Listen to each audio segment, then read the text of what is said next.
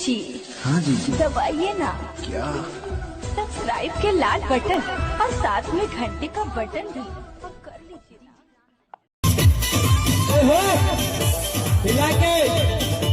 क्या बात है। प्रिया बुझला ना मोरी परेशानी, तू तो बहरा कटती हुई बचानी, पालानी में जवानी रोता हमरो, पालानी में जवानी रोता राजा पालानी में जवानी रोता। प्रिया बुझला ना मोरी परेशानी,